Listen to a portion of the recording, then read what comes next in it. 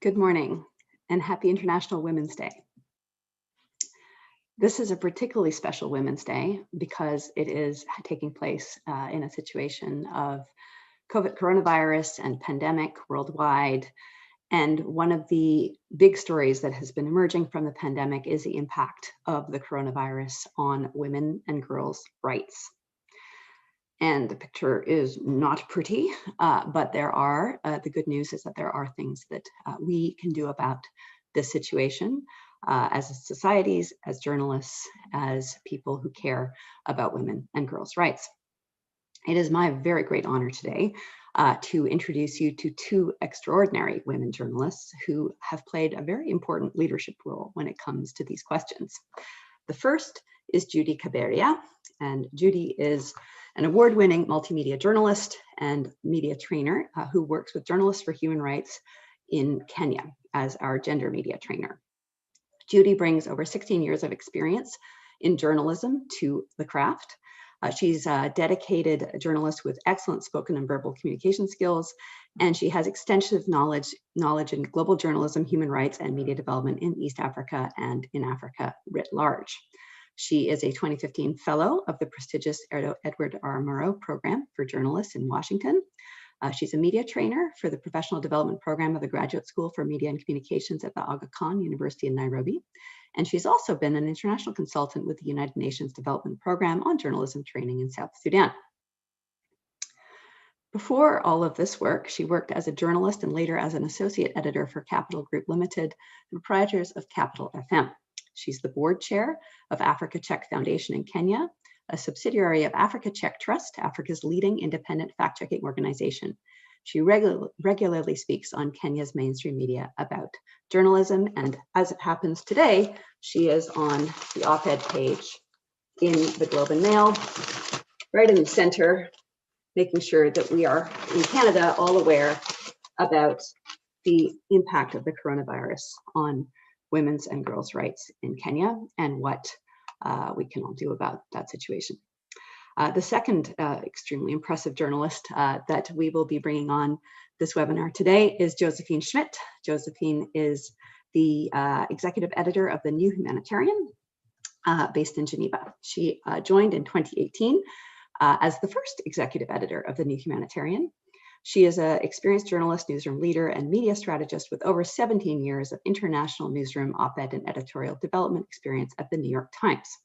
She has lived and worked in Asia, Europe, and North America, launching and managing multilingual websites, magazines, multimedia projects, breaking news coverage, and special projects on everything from culture to politics. She has also worked with heads of state, Nobel laureates, artists, dissidents, scientists, and business leaders to craft timely and impactful op-ed and analysis pieces. As the editorial lead of the New York Times News Service and Syndication Division, she oversaw the development and distribution of multi-platform content from the New York Times and other leading media companies to organizations around the world. She began her career, interestingly, in nonprofit media in post-communist Eastern Europe, where she helped to establish the region's first post-Soviet journalism training center, and she then played key roles in launching and leading Transitions, a website and magazine covering the politics, economy, and culture of 27 post-Soviet countries. Welcome, Judy and Josephine. And Judy, I'm wondering if we can start with you, and if you could just put this audience in the picture of what you have been doing just over the past week in the service of women and girls' rights in media in Kenya. Thank you very much, Rachel, for this opportunity and putting this together. It comes at the right time because we have a lot of issues that are affecting women and girls in this country. And one of the main issues that actually led to the couple of activities that we had last week batch one is underrepresentation of women in the news. In Kenya, we have less than 30% of women in editorial position, meaning that we have very few women who can decide what content goes, who is interviewed, and who is the most important in terms of the news coverage. And because of this low percentage of representation of women in the news, that's when we decided as JHR, through the Kenya project, the Voice for Women and Girls' Rights, to put together a group of female journalists. And we started with the junior reporters who actually narrated the nasty experiences that they go through as news reporters. And they face a lot of harassment, sexual harassment, intimidation, and undermining of their professionalism. both within the newsroom and outside the newsroom. And after that, we had a second event where we involved a senior female journalists at the decision-making table. And we were able actually to come with a way forward. Finally, I think we got it right into taking action and deciding how we respond to sexual harassment in the newsroom. And one of the recommendations is for us to have an ad hoc committee, which is independent from the newsroom, because recently we had a case of a young girl in her 20s, very young girl who faced sexual harassment. She broke down. We were with her on phone. That is last week. And last week, but one, she came to this female journalist meeting that we had. The entire room with around 15 women all broke down into tears. We just cried because of kind of violation she's been going through. And finally, through the support of JHR, we are able to say at least soon we are going to give birth to a baby that is going to respond to this menace. Amazing. It's amazing work. Thank you. Josephine, could you share with us a little bit about your work at New Humanitarian? Oh, with pleasure. And thank you, Rachel, for inviting the New Humanitarian and myself to talk about issues that are very near to our work and our hearts on this International Women's Day. And Judy, thank you for sharing that story. I look forward to hearing more. The New Humanitarian is celebrating now 26 years of journalism from the heart of humanitarian crises. So we put our journalism at the service of people who are often enduring some of the most traumatic events of their lives. And we do that in the hope that our information will help inform the prevention of similar events and inform the response, humanitarian response to those events. We're one of the few, if not only, independent not-for-profit newsrooms dedicated to reporting from the heart of humanitarian crises, which means we're on the ground around the world. We were in 70 countries last year. We're a tiny newsroom of about 10 full-time staff, including our web developer and audience engagement editor. And we work very closely with freelance contributors around the world, working with local journalists who are able to really get us the story from the inside out. We report on everything from conflict and post-conflict zones to displacement situations arising from conflict, such as those in Syria or South Sudan, or climate refugees, to economic and political migrants, such as people who are in the midst of the situation on the Colombia-Venezuela border, or the US border for that matter. We also cover natural hazards arising from storms, earthquakes, health emergencies, the Ebola outbreak in Congo, and that pandemic that has taken over all of our lives. We do all of that with the hope of really amplifying the voices at the people who are at the heart of these crises. For a sense of what we cover, if you go to our site, you can take a look at our annual 10 crises and trends to watch in 2021 list. It's a list we put together every year. This year, of course, many of those trends were informed, shaped by the pandemic. So we had, as always, a few events that were very geographic in nature, everything from Ethiopia and the unrest in Tigray and elsewhere, to Yemen, which still holds the sad moniker of the world's worst humanitarian crisis, but also to broader trends, such as food insecurity being fueled by rising prices, and of course the fallout of the pandemic, to rollbacks in fighting infectious diseases, again, pointing to the pandemic as a culprit because vaccination programs and simple access to healthcare have become more difficult. And this year, one of our 10 crises is the added toll that COVID is taking on women and girls. So our coverage of women and girls is really quite centered in our work. That is incredibly important work that you're doing. And I hope that later in the conversation, you can share a little bit about the She Said segment that you've been leading at the New Humanitarian. And I hope that for this audience, if you hadn't heard of the New Humanitarian before, please do check out the website. It's a really, really interesting news organization spun out of the US IRIN News service that is now working extremely hard to hold the humanitarian system to account to ensure that the voices of those who, in theory, are the beneficiaries, but are often left out of the conversation about how to engage with humanitarian crises, that they are at the center of coverage and that their voices are leading in terms of what needs to be done in the places where they are coping with extreme circumstances. So thank you very much, Josephine, and we'll hear more shortly, but I'm going to turn back to Judy for a minute. And Judy, could you share with us a little bit, you alluded to it a little bit in your opening remarks, what has been the impact of the coronavirus on women working in the media in Kenya? You'd mentioned that, you know, the statistics are already not good, less than 30% of women working in decision-making roles. But what has this all meant in terms of women's ability to work in media in Kenya? Yes, actually, up to now, we are grappling with the massive job losses, especially among female journalists, because when Corona came, over 400 journalists lost their jobs. Unfortunately, majority of these journalists are female journalists.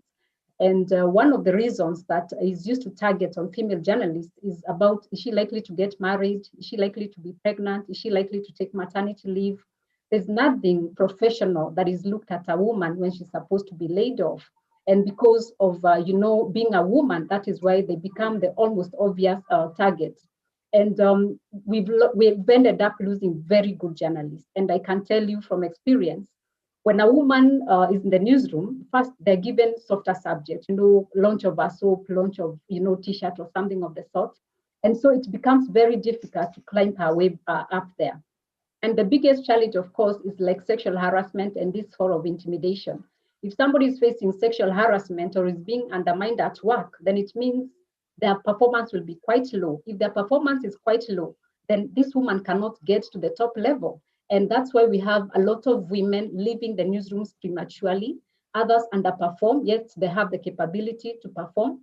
And this is why through JHR, we really hope that the kind of effort that we are employing in the programs that we have, including training female journalists, because in all our trainings, we always ensure majority of the beneficiaries are women. And actually, we've had fantastic story proposals that women are sending to us. And for us, this is a win-win situation, because apart from, empowering the women with the skills and the knowledge, especially to report from a human rights perspective, and also to inject gender sensitivity in reporting, we hope this is also going to close the gaps, because again, when we look at how women are covered in media, we see a lot of stereotyping. We see women not recognized as news sources, because again, we have like only 30%, 35% of women are regarded as sources.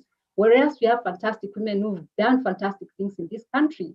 But for some reason, you just find that the coverage of these women is quite low in the media.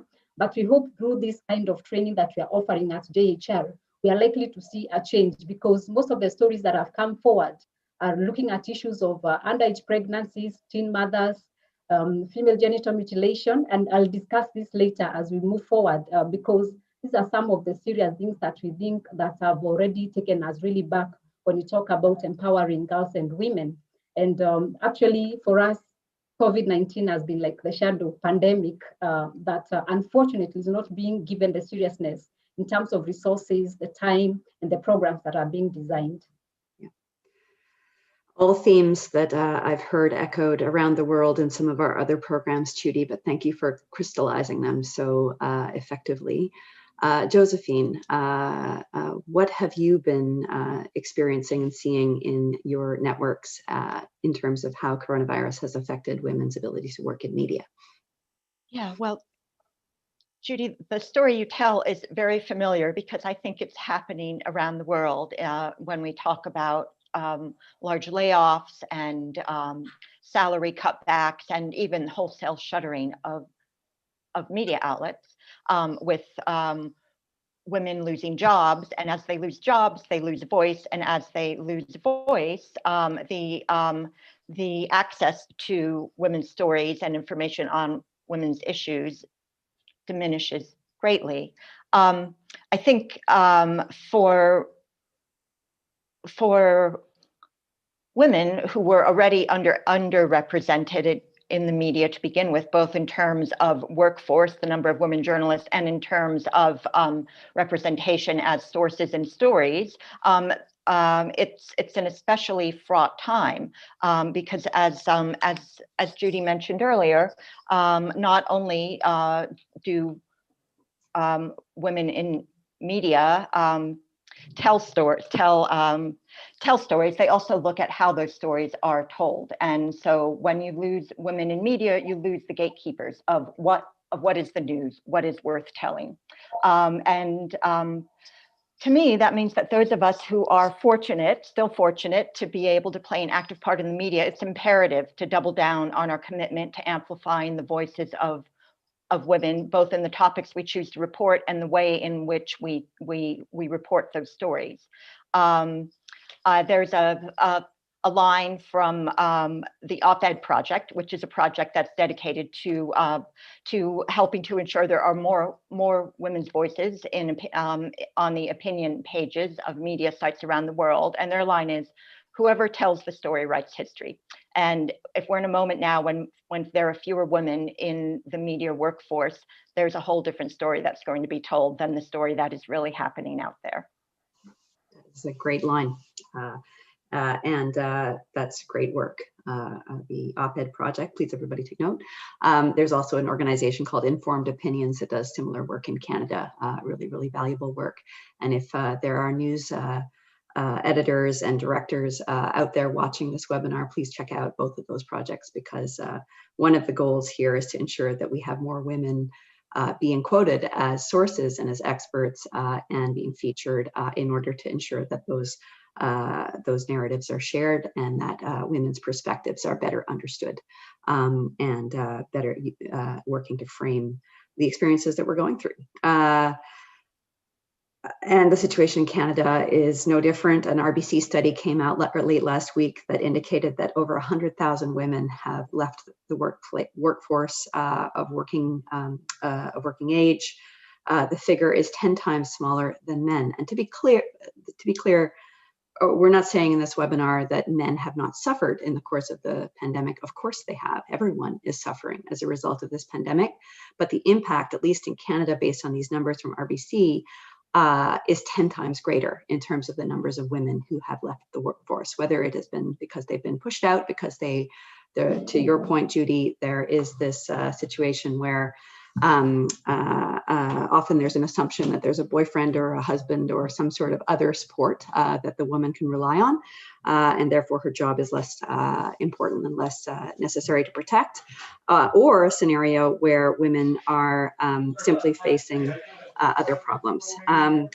But in any event, let's move on to the next topic. And Judy, if you could share with us a little bit about what the broader impact of the coronavirus has been on women and girls' rights in Kenya. Yeah, Rachel, actually COVID-19 just showed us the ugly face of violations against girls and women. Working as a journalist reporting on human trafficking, I just came, very close to incidences that I think I'll never forget in my life. Seeing very young girls at the age of 11, pregnant, and worried how they are going to give birth, and not even understanding or even not knowing who the father of the child is. And, even the innocence, or even trying to understand what happened to them. Some of these images I'll never forget. And I keep on remembering this girl who has just turned 11, and now she's a mother taking care of a child breastfeeding a child. And her education has been cut short. She probably may never go back to school, but I hope someday we'll be able to rally some CSOs to be able to get her back to school. And this is the first time, actually, I thought my role as a journalist went beyond reporting, trying to become like the police or a lawyer or something, because some of the things that I saw didn't allow me as a human being just write a story and walk away. It went to trying to follow up, get justice, get them into a shelter house, get them some sort of support, some food, some clothes. This is what it changed from becoming a journalist to becoming like sort of a humanitarian and law and everything else. And the second story that I'll never forget is this 4-year-old girl who was defiled, only 4, at the age of 4. And I tried my best going to the children's officer, trying to get her, just trying to get this guy behind bars. And up to now, this file is gathering dust at the police station. And these are just a few of the cases that we saw, because by June 2020, schools closed in Kenya in March 2020. By June 2020, we had about 152,000 girls who are pregnant. These are pregnant girls. And one of the things that I have to warn you about Kenya is that this data is quite insufficient. It doesn't capture everybody, because it only captures the people either who go to a health center or people who report to the police. Unfortunately, most of these cases are not reported. Only now, an upsurge of backdoor abortions has also been reported. And this, again, what does it mean for young girls? You can imagine girls taking some detergents, taking a whole bottle for the fetus to come out, or a girl who decides she can lie on her back and have women step on her stomach for the fetus to go out. These are kind of sad stories that we are dealing with. Others who have to use twigs and knives to try and bring out the fetus. And as a result of that, we are losing the girls, the unborn babies, and some of them have got, physical and emotional trauma that will never walk away. Just early this month, on 1st of March, the government again has sent more alarming news. Just one county, in Kenya we have 47 counties, and just one county has recorded 10,000 girls who became pregnant again. We are in March. So you can see the ugly face that we're talking about that COVID-19 has showed us. It's just, a sorry state. And this means that all the gains that we made before COVID, unfortunately, most of them have been undone. As we talk now, Rachel, the reality is some of the girls are still stuck with their perpetrators. Some of them are commodified. After they were impregnated, the perpetrator was asked, if you pay us this amount of money, just give us a sheep or a goat and a cow, and you can marry this girl, she can become your wife. So we have 10-year-olds, 12-year-olds, 13-year-olds serving as wives of some old men. And this goes silently because of cultural values, because of historical injustices that we've never addressed boldly by rebuking our cultural backgrounds. And again, we have a lot of girls who have gone through female genital mutilation. You can imagine a society that believes a woman cannot become complete if we don't take away a piece of her body flesh away from her. You can imagine that. And this is a society that thinks that we either take a bit of it or the whole of it for them to become a woman.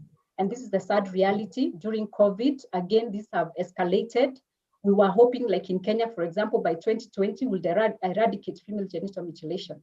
But now we are dealing with another crisis where the numbers have gone up and people have gone back, to practicing female genital mutilation.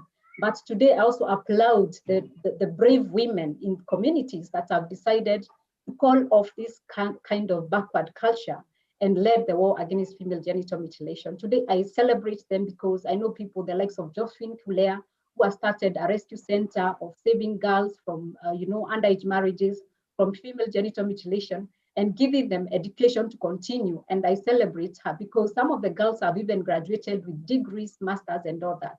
So at the same time, yes, this is the downside of it. And we also have another woman who's just opened a school in Nyeri, not far from here in Nairobi. And this school is giving hope and providing education to teen mothers, some with their babies and taking care of the women, of the children and the girls. So at the same time, yes, there are these hurdles that we are facing, but we have a lot of brave women who've taken this head-on collision and provided solution. It's so sad that even these girls who have been exposed, their vulnerability has shot up. They're more exposed to further, victimization, to further sexual abuse, child exploitation. All these numbers have escalated because even their mothers lost their jobs, their fathers lost their jobs.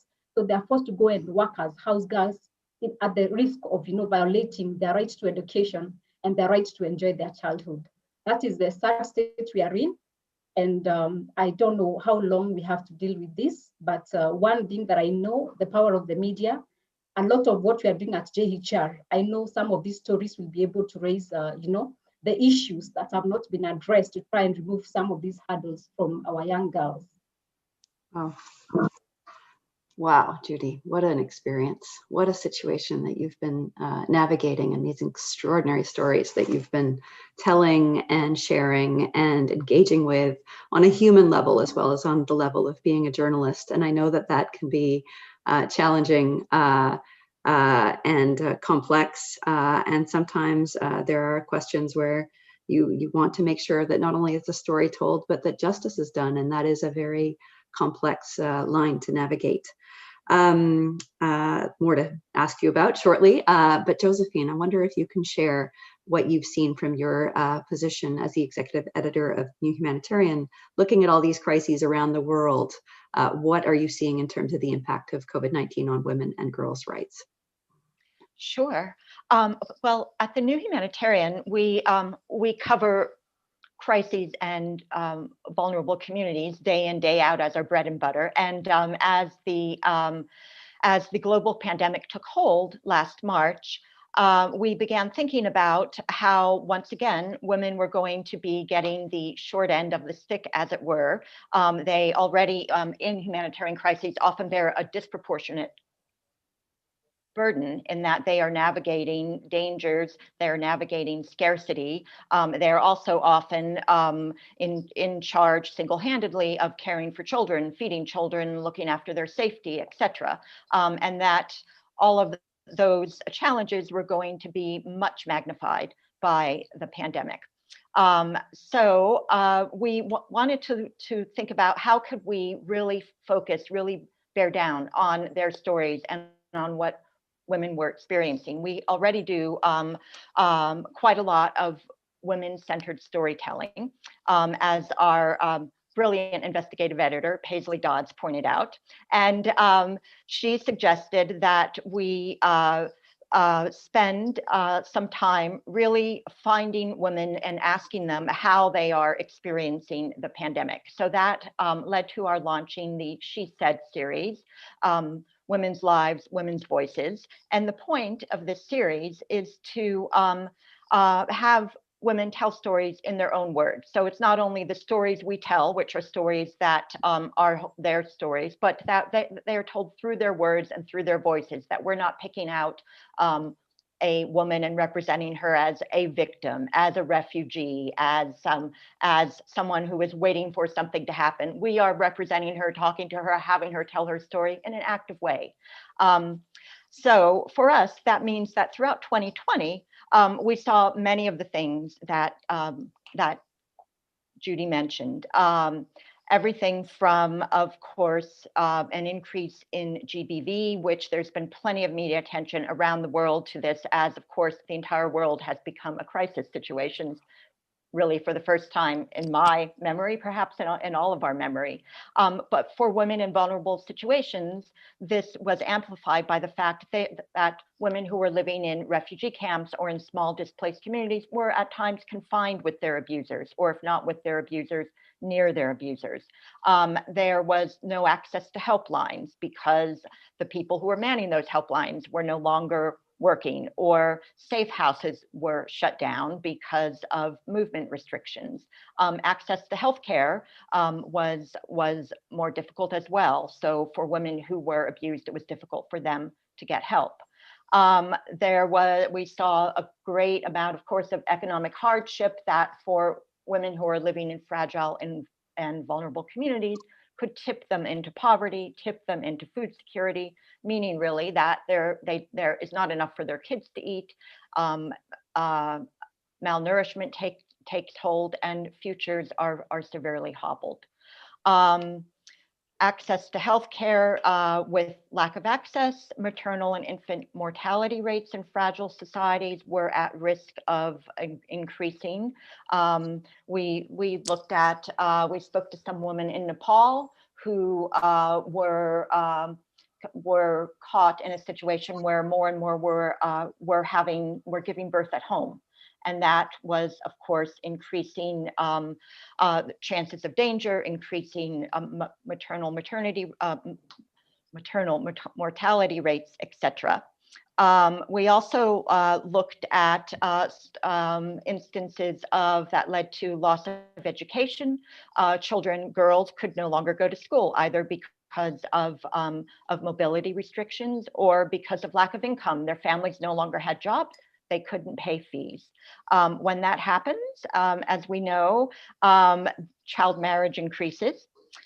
We had a story out of Cameroon that one of our very intrepid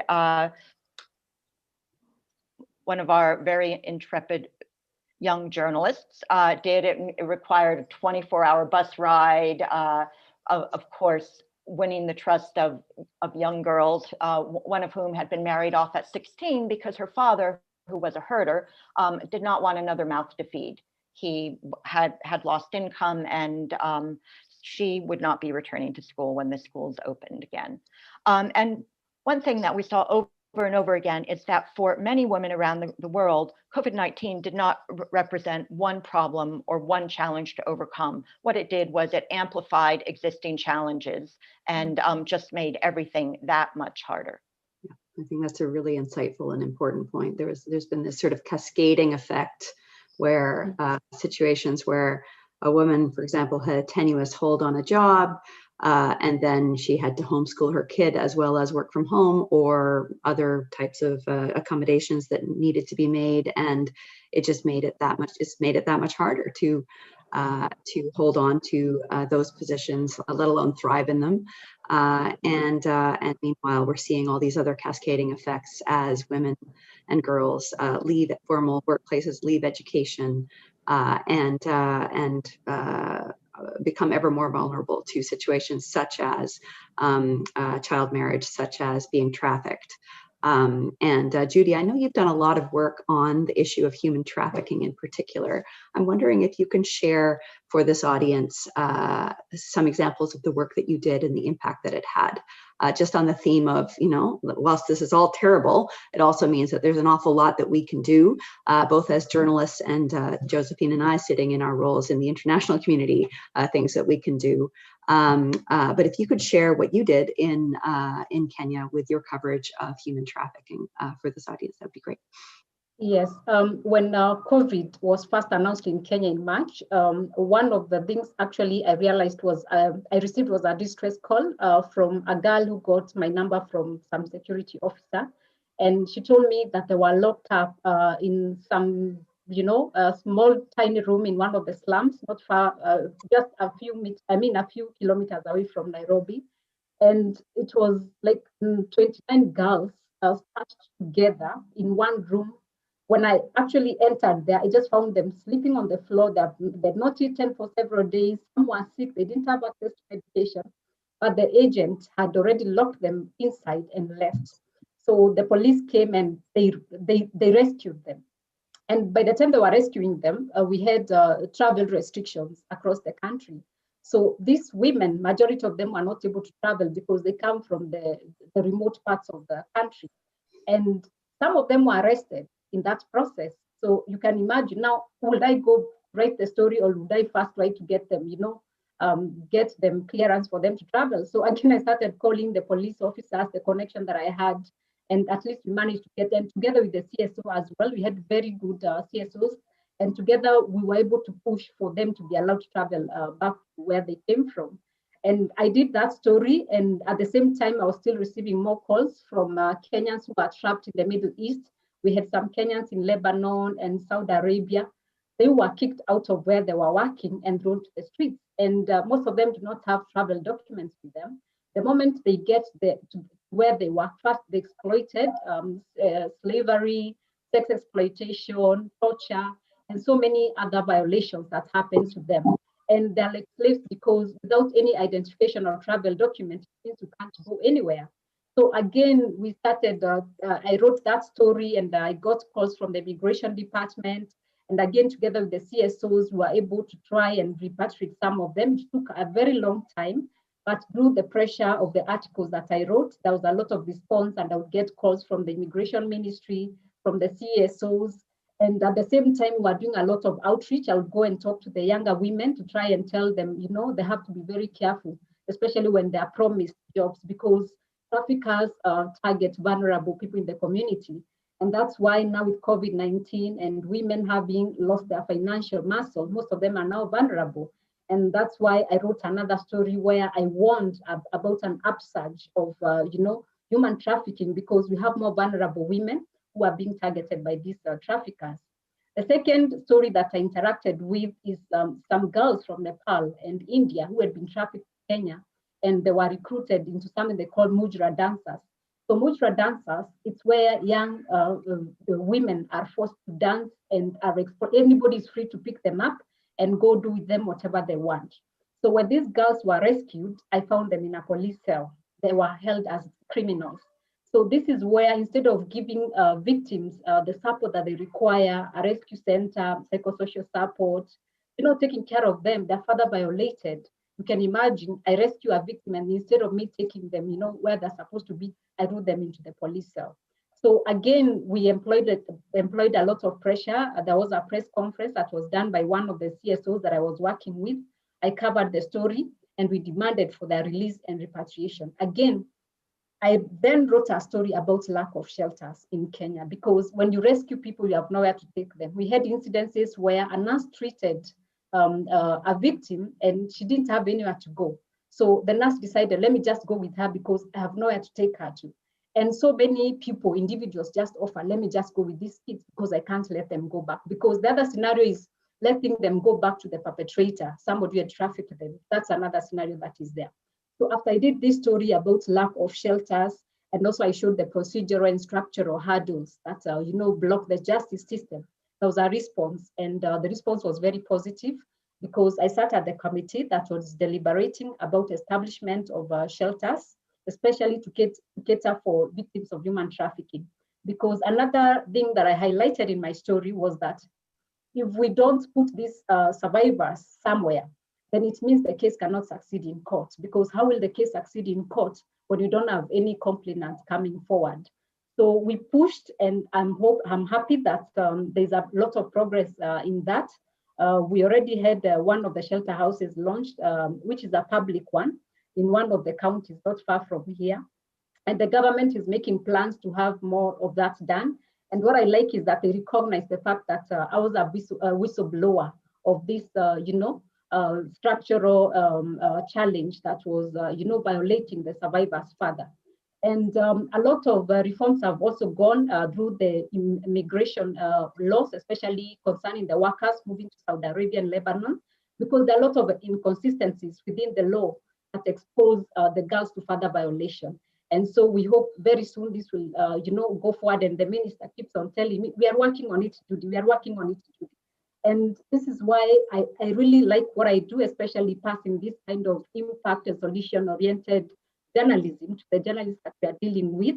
And actually, this is what we're encouraging right away. I mean, right now with the kind of grants that we are offering to journalists, where journalists, write stories based on issues, and not just a matter of sensationalization, or not a matter of winning an award, but it's about making a change in the society, influence policies, to promote our discourse, to create awareness.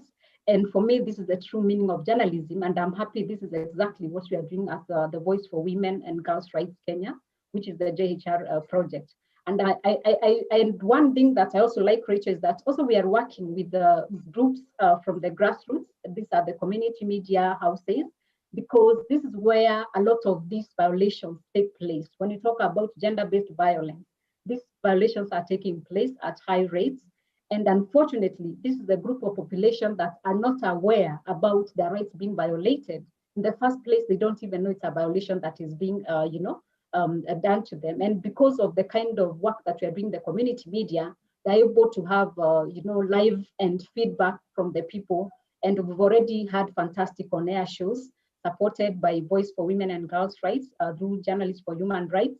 And actually, there's a lot of feedback, because these things can finally be discussed.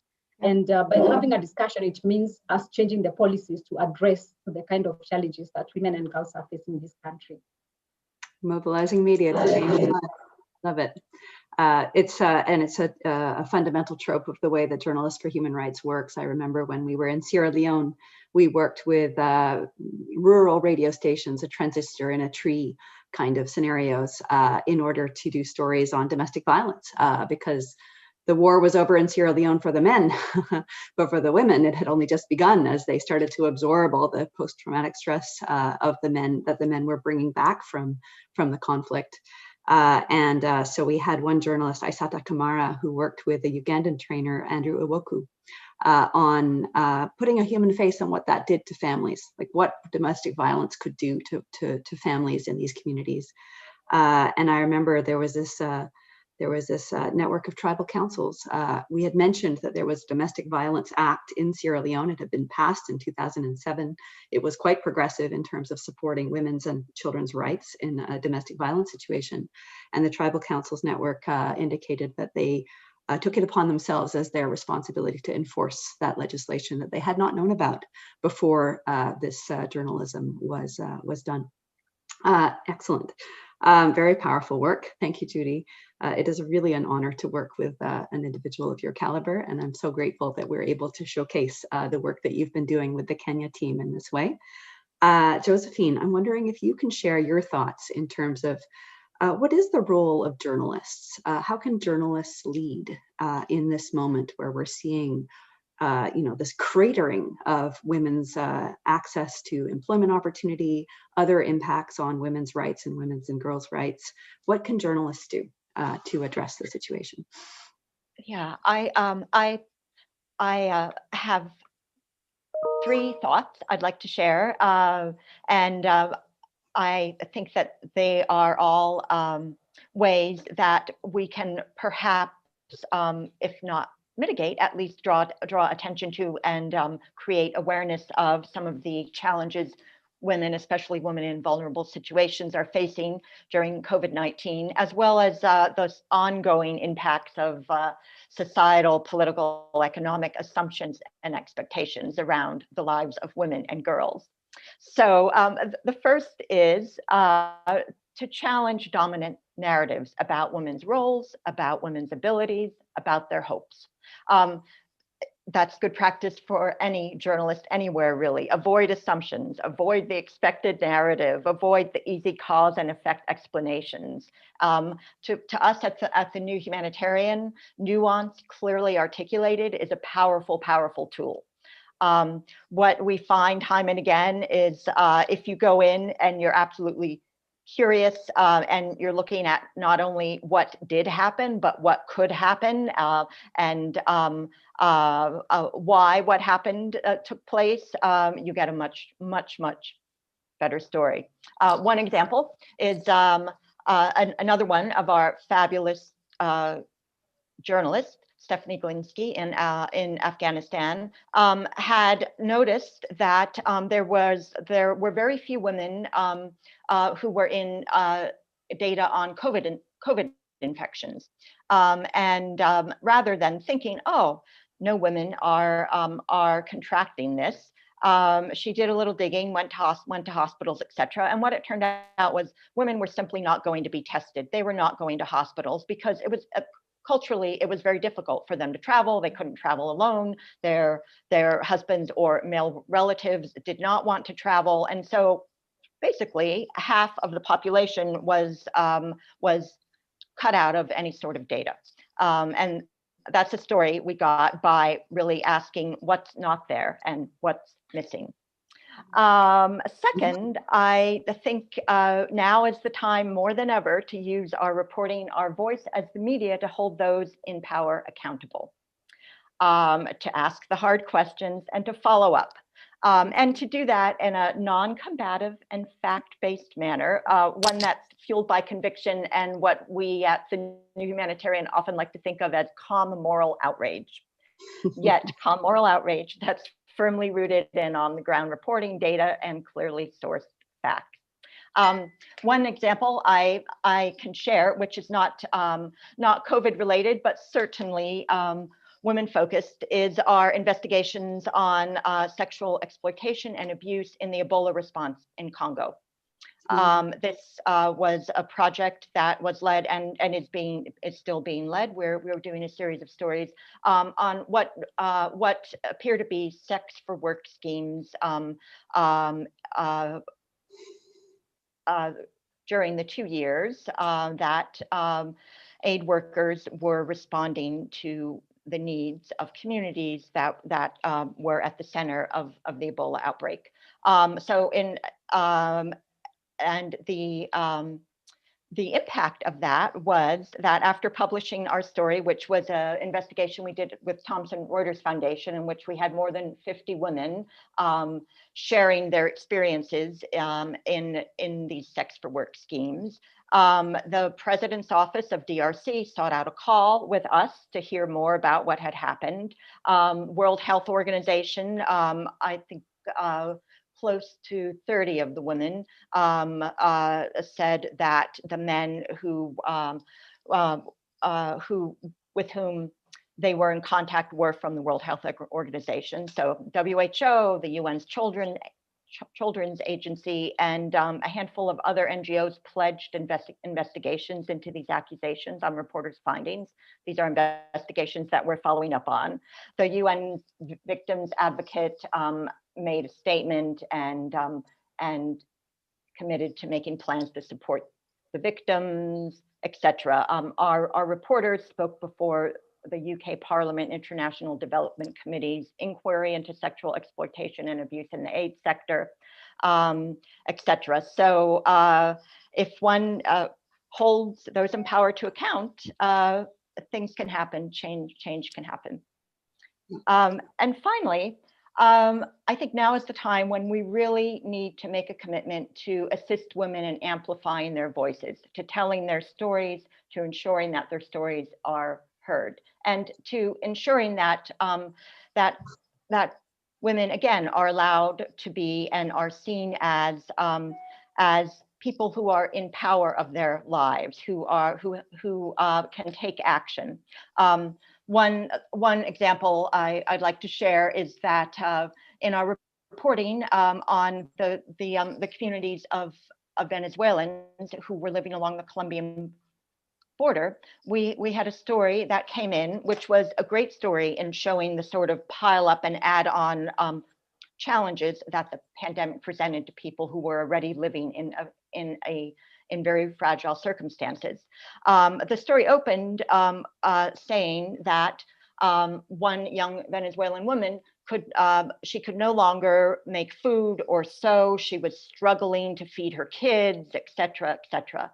But in fact, what she was doing was, because she couldn't do these jobs, she had started selling ice. And to me, this was an incredible story of power, that this woman who could no longer sell food because because she could not go and get the ingredients, she could no longer take in sewing because mobility was limited. She started selling ice in her neighborhood in order to have enough money to pay her rent and feed her kids. And we then framed our story with her in that position, rather than in the position of a victim who was sadly, had less than she had before. So I think that type of framing, that type of story, where we're really sort of putting the power in the hands of the women, not in a Pollyannish, oh, everything is great way, but in a way that looks toward what is possible, can be tremendously powerful. Incredible. Fantastic example. Wow. Well, this has been an extremely powerful conversation thus far, and there's more to come. There's questions now that are coming in from the audience. So I'm going to direct the first question at you, Judy, and then Josephine, if you want to jump in. There's a stereotype that women are their own enemies of progress that is quite commonly held. How can we demystify this in storytelling and avert more harm to women journalists? That stereotype that she, it's always the woman's fault in some way, shape, or form. If the situation is happening, somehow she is somehow responsible for it, and she's held to a standard that's usually 3 to 4 times higher than men in terms of holding that responsibility and then that shame in whatever it is that has happened to her. So what can we do to upend that particular stereotype that women are enemies?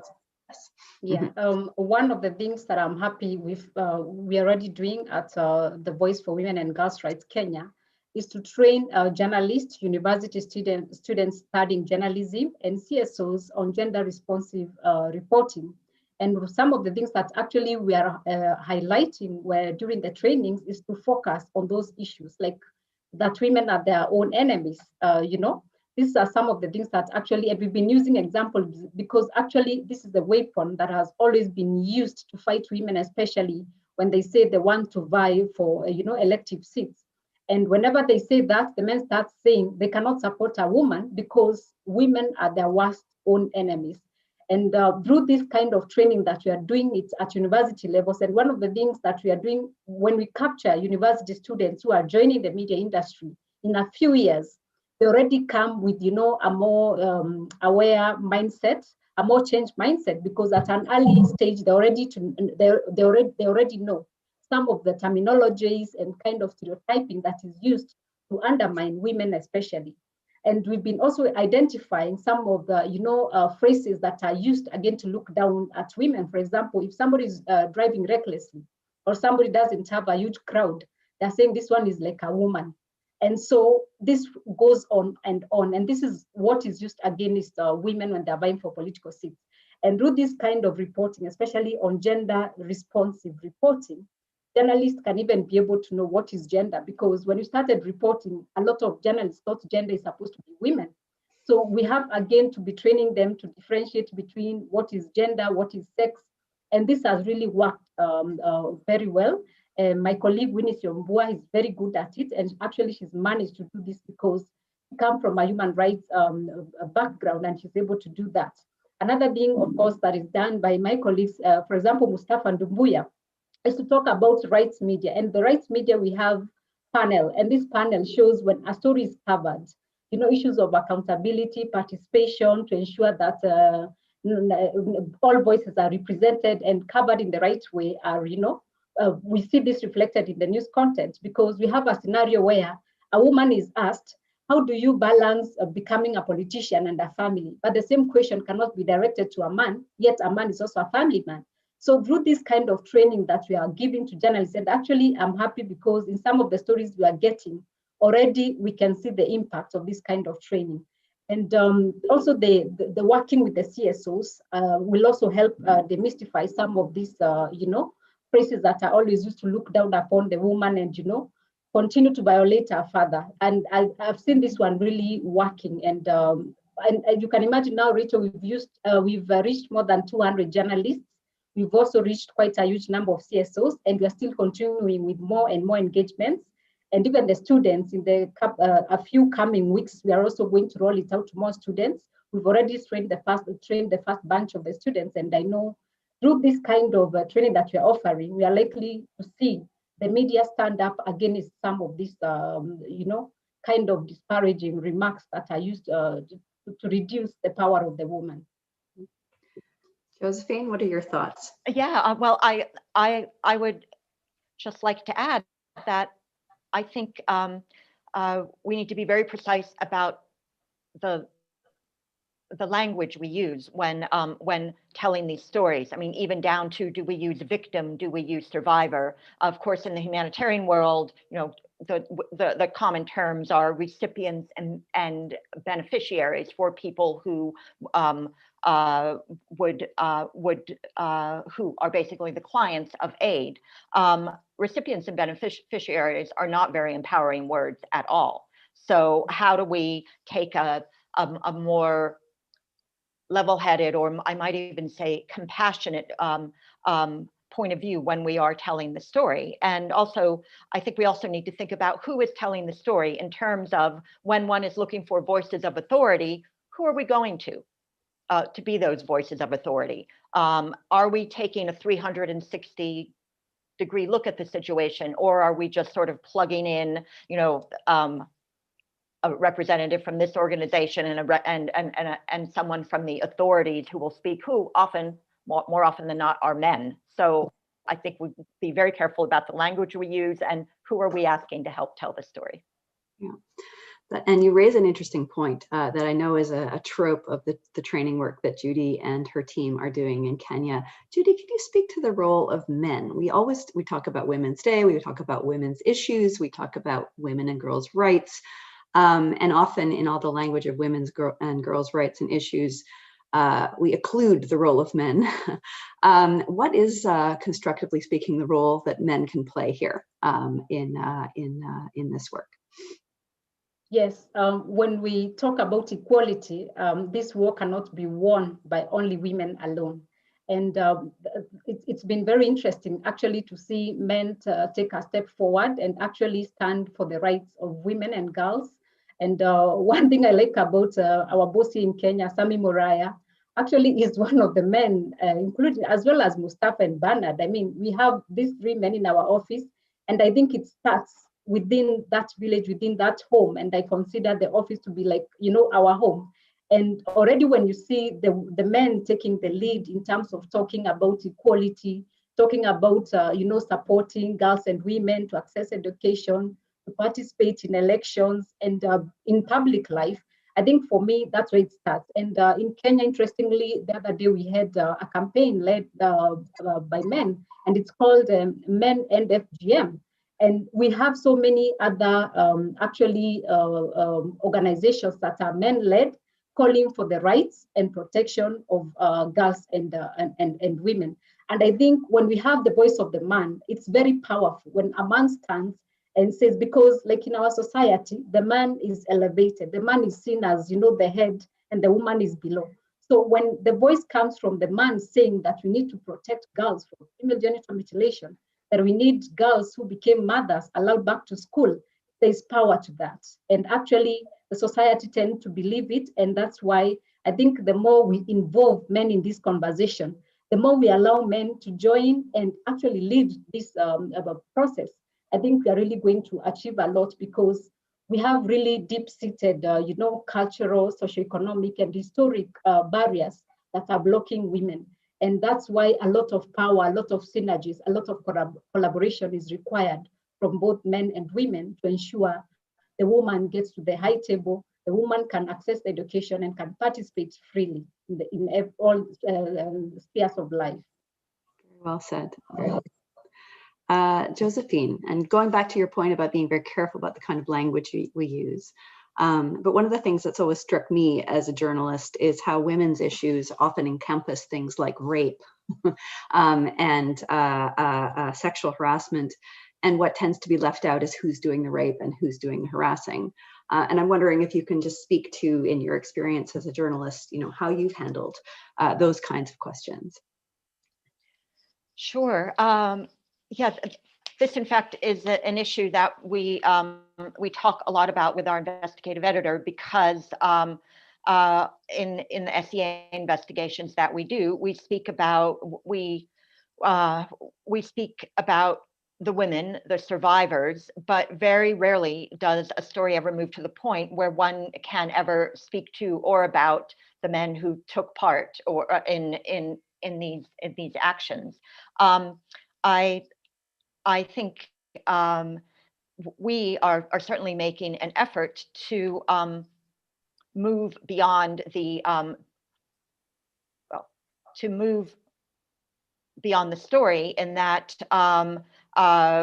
just stating what happened is only the beginning, that we then need to push on and talk about justice, and what does justice mean, and how do you open up a conversation about what that justice might mean. Yeah, I hope that is an area that we can look at much more closely. Mm-hmm.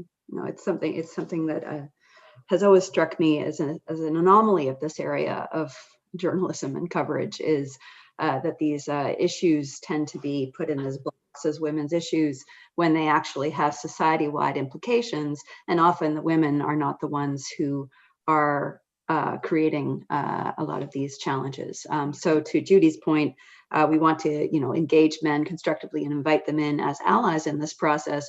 But also, I think it's important to find the right ways and language to hold men to account for their behavior. And that is the piece that gets very complicated very quickly, because it's in particular when you're talking about questions of sexual exploitation and abuse, that is a very challenging conversation to have. But I think with women like you in leadership roles, we're going to be seeing a lot more of that kind of accountability journalism through this pandemic and beyond.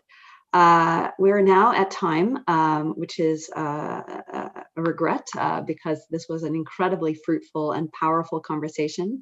As you were speaking, Josephine, I was reminded of that quote that if hard work was truly remunerated, then all the women of sub-Saharan Africa would be multimillionaires. That never could I say that. That is so that has been so much something that has been confirmed and reconfirmed for me as I do my work and work with people like Judy and so many others across sub-Saharan Africa and beyond. I hope that through this time, as all of these inequalities become so apparent, we are able as an international community to engage with them and make change happen and really put economic power into the hands of those who are best placed to make best use of it, such as the woman who went from selling food to ice because that's what she could do in that context in order to take care of her kids and feed her family. Amazing work, both of you. Thank you so much for coming onto this webinar, and happy International Women's Day. On we go.